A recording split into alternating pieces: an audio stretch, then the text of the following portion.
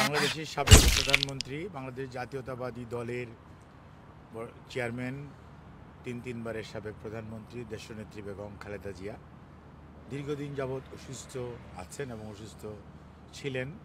2021-এর 10ই April থেকে বিভিন্ন রোগে আক্রান্ত হয়ে বিভিন্ন সময় উনি বাংলাদেশের এভার কেয়ার হসপিটালে বেশ কয়েকবার, প্রায় 15 বার ভর্তি হয়েছিলেন। ওই সময় থেকে মেডিকেল বোর্ডের সম্মানিত চিকিৎসকরা সব সময় ওনাকে মাল্টিডিসিপ্লিনারি অ্যাডভান্স সেন্টারে ওনার পরবর্তী চিকিৎসার জন্য রিকমেন্ড করেছে, সুপারিশ করেছে, অপিনিয়ন নিতে বলেছে।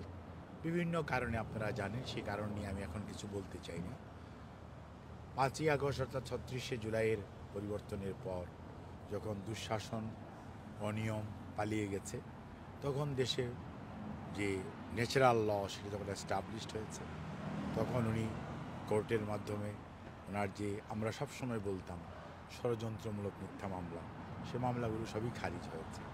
আজকে উনি চিকিৎসা নেওয়ার জন্য শুধু লন্ডনে ওনার লন্ডন ক্লিনিকে সকালবেলা এসে ভর্তি হয়েছেন। আলহামদুলিল্লাহ, আমাদের দলের ভারপ্রাপ্ত চেয়ারম্যান জনাব তারেক রহমান, ওনার সহধর্মিণী ডক্টর জুবাইদা রহমান, ওনার ছোট ছেলে মরহুম আরাফাত রহমান কোকর, মিসেস বেগম শামেলা রহমান, ওনারা ওনাকে রিসিভ করেছেন। আমাদের ইউকে বিএনপির সভাপতি মালিক ভাই এবং জেনারেল সেক্রেটারি খসরু কৈশোর ভাই সহ অন্যান্য কয়েকজন নেতৃবৃন্দ আমাদের এয়ারপোর্টে ভিভিআইপি টার্মিনালে ওনাকে রিসিভ করেছেন এবং পরবর্তীতে ওনাকে এনে প্রফেসর জন প্যাট্রিক কেনেডির অধীন ভর্তি করা হয়েছে।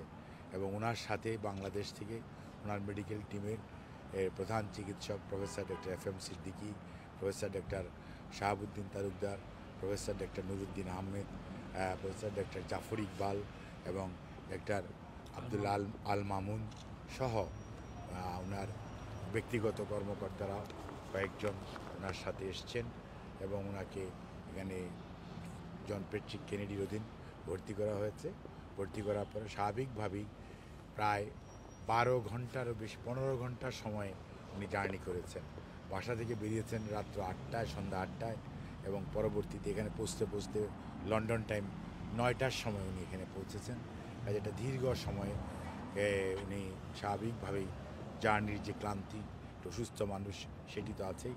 এবং আমরা কাতারের রয়্যাল কাতার এয়ার অ্যাম্বুলেন্স, যেটি কাতারের আমিরের অধীন কাতার এক্সিকিউটিভ পরিচালনা করে, ওনাদের সহযোগিতায় এবং ওনাকে ট্রান্সফার করার জন্য এখানে এয়ার অ্যাম্বুলেন্স দিয়েছে।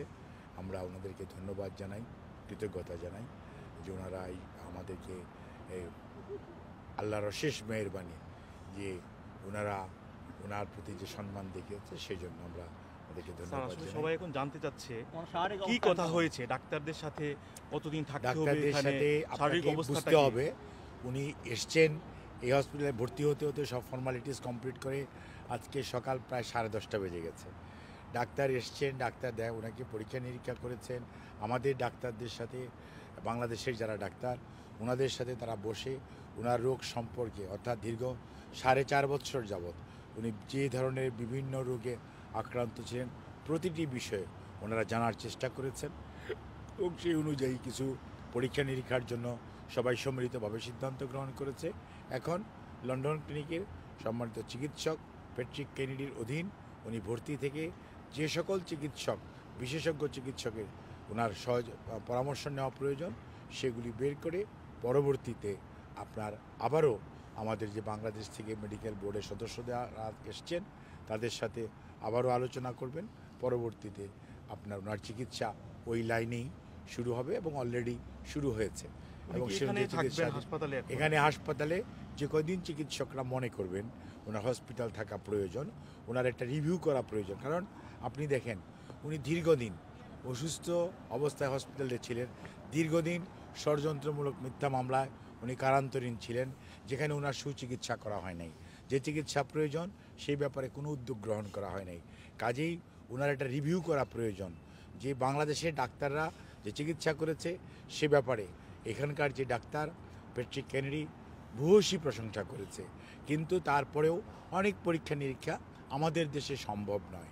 সেজন্যই কিন্তু ওনাকে বাংলাদেশ থেকে এখানে আনা এবং যে সমস্ত পরীক্ষা নিরীক্ষা যেগুলো বাংলাদেশে সম্ভব নয় সেগুলো করে পরবর্তীতে ওনার চিকিৎসাটা কী ধরনের হবে, ওনার যে সমস্ত অসুখ উচ্চতা রয়েছে সেটা পরবর্তীতে আজকেই এই মুহূর্তে আপনাদেরকে বলার মতো এটুকুই যে উনি আলহামদুলিল্লাহ এত লম্বা জার্নি করে আসার পর উনি স্ট্যাবল আছে, ওনাকে ভর্তি করা হয়েছে, উনি লন্ডন ক্লিনিকে চিকিৎসাধীন থাকবেন যতদিন এখানকার চিকিৎসকরা মনে করবেন ভর্তি থাকা প্রয়োজন।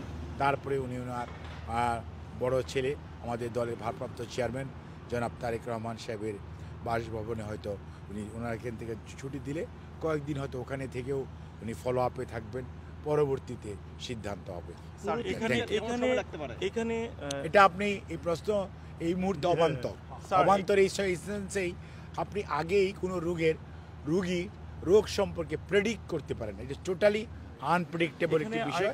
পরীক্ষা নিরীক্ষার পর্যায়ে রয়েছে, পরীক্ষা নিরীক্ষার পরে জানানো যাবে। ধন্যবাদ। ওনার সাথে নিশ্চয়ই পরিবারের কেউ থাকবেন হাসপাতালে, নাকি উনি একাই? আপনাকে তো বলা হয়েছে ভাই যে কারা কারা ওনাকে রিসিভ করেছে, আমরা কারা আমরা আপনাদেরকে বলেছি। কাজেই সব রুগীর সব জিনিস সাংবাদিকদেরকে জানাতে হবে। এটি রুগীর একটি প্রাইভেসি আছে, মেডিকেল এথিক্স বলে একটা কথা আছে। রুগীর রোগ এবং রুগীর সকল কিছুই সবসময় পরিবারের কেউ না কেন থাকবে না।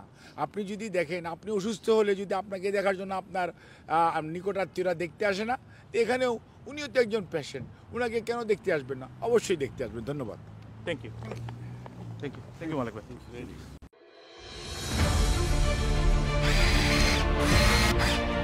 আলোতে থাকুন, ফোকাসে থাকুন, হাত রাখুন প্রজন্মের হাতে।